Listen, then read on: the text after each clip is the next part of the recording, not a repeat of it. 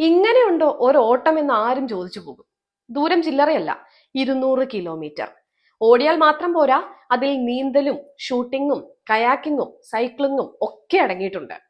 ഖത്തറിൽ ആരംഭിച്ച സംല മാരത്തണിന്റെ വിശേഷങ്ങൾ അറിഞ്ഞുവരാം. ഖത്തറിന്റെ ഒരറ്റത്ത് നിന്ന് തുടങ്ങി മരുഭൂമിയും കടലുമെല്ലാം പിന്നിട്ട് അബൂ സമ്രയ്ക്കടുത്തായി ഫിനിഷ് ചെയ്യുമ്പോഴേക്കും ഈ മാരത്തൺ 3 ദിവസം പിന്നിടും.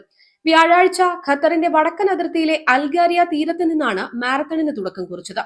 കടലിലൂടെ 3 കിലോമീറ്റർ നീന്തി ഫിവാരിതിയിൽ കരതൊട്ട് ആരംഭിച്ച കായിക പോരാട്ടം ഫിവാരിതിയിൽ നിന്ന് ഉമ്മു അൽ മായിലേക്ക് കായിക താരങ്ങൾ ആദ്യ ദിനത്തിൽ ഇവിടെ വിശ്രമിക്കും.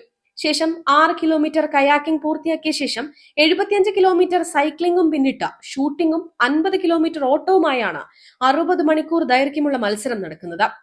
അൽ നസ്രാനിയ വഴി അബൂ സമ്രയ്ക്കരികിലെ ഉംബാബിലാണ് 3 ദിവസങ്ങളിലായി നീളുന്ന മത്സരത്തിന്റെ ഫിനിഷിംഗ് പോയിന്റ്.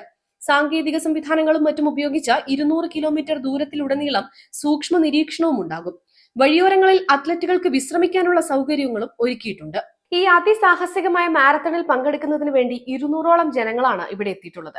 കായിക താരങ്ങൾക്ക് ആരോഗ്യപരമായി എന്തെങ്കിലും പ്രശ്നങ്ങൾ അനുഭവപ്പെടുകയാണെങ്കിൽ അവരെ ചികിത്സിക്കുന്നതിന് വേണ്ട സജ്ജീകരണങ്ങളും ഇവിടെ ഒരുക്കിയിട്ടുണ്ട്. എന്തായാലും ഈ മാരത്തൺ ജനങ്ങൾക്കിടയിൽ പുതിയൊരു അനുഭവം സൃഷ്ടിക്കുമെന്ന കാര്യത്തിൽ സംശയമില്ല.